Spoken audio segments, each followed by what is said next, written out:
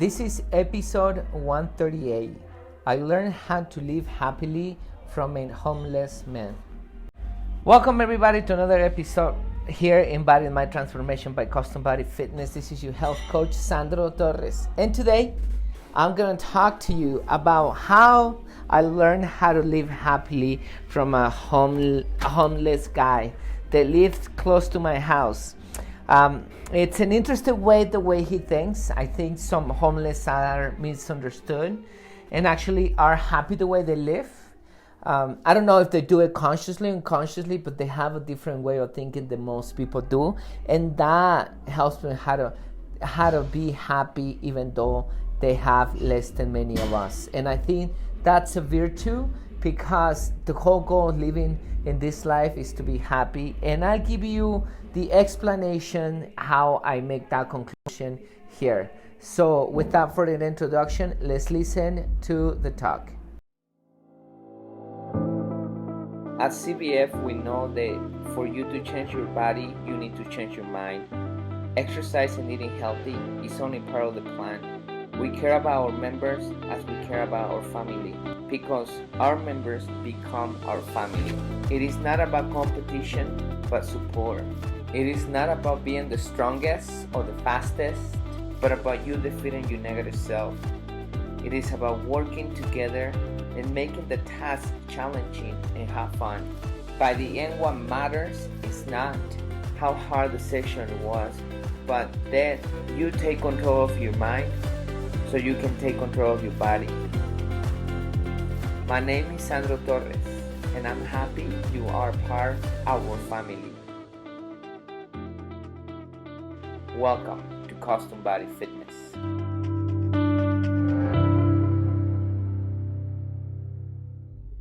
Welcome everybody to another talk here with your health coach, Sandro Torres. Today I have a special talk.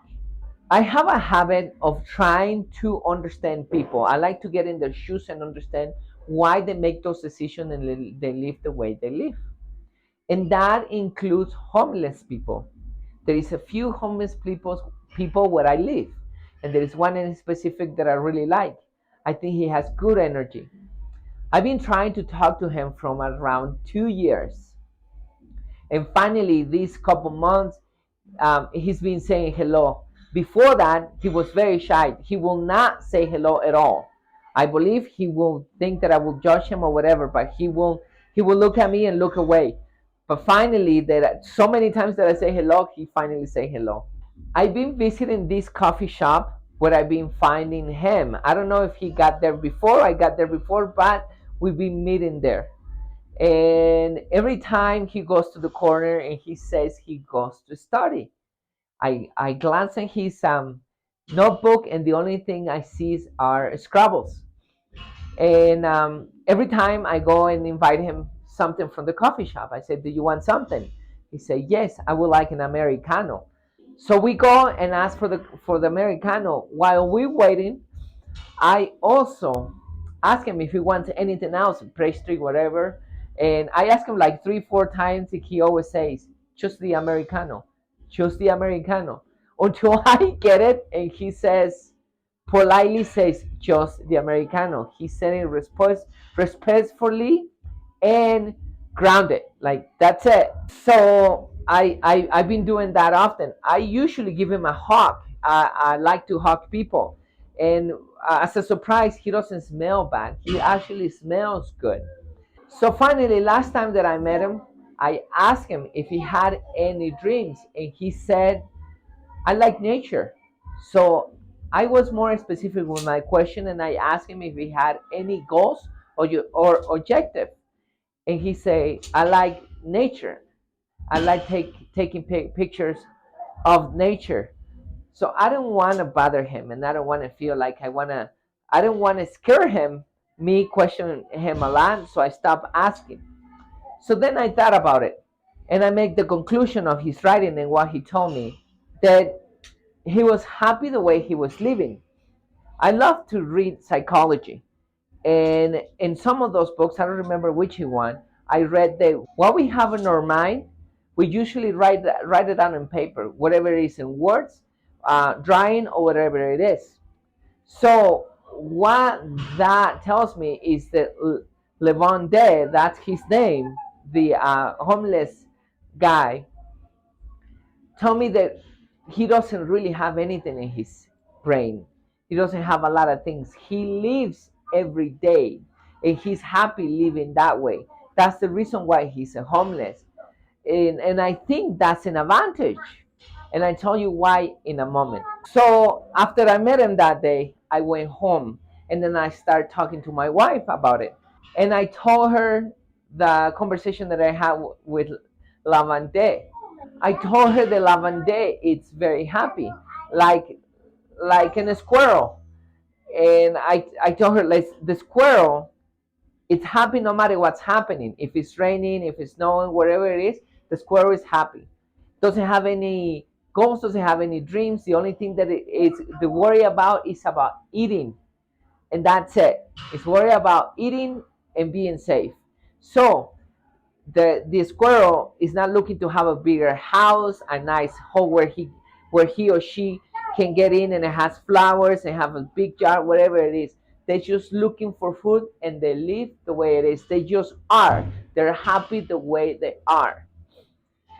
And I continue explaining to my wife. So let's put two rich people as an example. Let's put one who thinks like Lavande. It's living the moment. It's happy no matter what. Well, this rich person probably has objective, but he's living life. So those objectives are part of himself and are things that he wants to do. But that doesn't mean that those objectives are gonna make the rich person happy. If he gets a nice car, a nice house, a good job, a good position, and whatever it is, good for him. He's gonna be happy with that. But if the rich person loses everything, he also is gonna be happy losing everything because he's not attached to those objectives, to those goals. He's just living life. Therefore, once again, he's gonna be happy. Let's put another rich guy on the other side who is attached to these objectives, to the car, to the house, to the money, whatever it is. Because this person is attached to this, the happiness is attached to these external things. So if he loses the house, the money, the car, whatever it is, it's gonna be frustrating. He's gonna get angry or he's gonna get depressed because his happiness depends on the external things. Not like Levante and the other rich guy that doesn't depend on the external things. It depends on the internal, the way they feel because they're happy no matter what. Then my wife said, well, I'm inside right now. By the way, we were eating, we were in the dining room with the heat on because it's winter. And she said, I'm inside right now. If I'm outside, I'm going to be miserable outside. And I say, yes, you're miserable because you know inside. Because you know inside, you're going to be miserable. But if you didn't know inside, if the outside that's all you know, you won't be miserable because you know only the outside and you're gonna adjust to the outside. And we continue talking about it. And then she mentioned our daughter. She said, well, our daughter makes me happy. And I told her, no, our daughter doesn't make you happy. You were happy before we had Arlette. So because I know you, you were happy that our daughter doesn't make you happy. Now that we have our daughter, you think that she makes you happy because you know her now, but you were happy before. But yes, right now you accepting her and you're happy with her. So Lavande, it's a great example right there. He's not attached to anything because he lives with nothing. So that's the things that we should learn from Lavante, the things that we need to live the things the way they are. Like before we didn't have our daughter, we were happy without her. Right now we have her and we should be happy with her. And we need to live happy right in the moment the way it is. We need to accept the consequences the way it is, just like Levante and just like the squirrel. Now, I'm not saying that that is easy. I'm not saying that losing an arm, losing a leg, losing everything that you work for, losing one of your loved ones, your kids is easy. I'm not saying that because we'll learn how to love and we get attached to this, we get attached emotionally to people to our body and even to material things. What I'm saying is we need to learn that we're gonna suffer when we need to learn how to live the things the way the things are in the moment. The conclusion on this conversation is very simple. Learn to live the moment and live happily in the present the way it is. If you are successful, if you have a big family, if you are healthy, wherever it is, be happy right now because that's the way your life is. Now, if you lose whatever you lose, I'm not saying don't suffer. Yeah, you're going to suffer. You're going to grieve for that. But then you need to accept the reality and live happily the way the reality it is because the past is not gonna come back. That's not gonna happen again. Your life is gonna be the way it is. It doesn't matter how much you suffer, the things are not gonna be the way they used to be. So accept the reality and be happy just like Levante is. Hopefully you like this conversation. Thank you so much. Please share it. And that's it for today. I learned a lot from Levante. I'm very happy I met him and he actually taught me how to stay happy no matter the consequences. Thank you. So that's it. There you have it, everybody. Hopefully you like this conversation. You like this talk about how I learned to live happily from Lavande. And I hope that you learn that what matters is your happiness is internally, and what matters is the way you feel, and to learn to accept reality the way it is and live your life the way it is.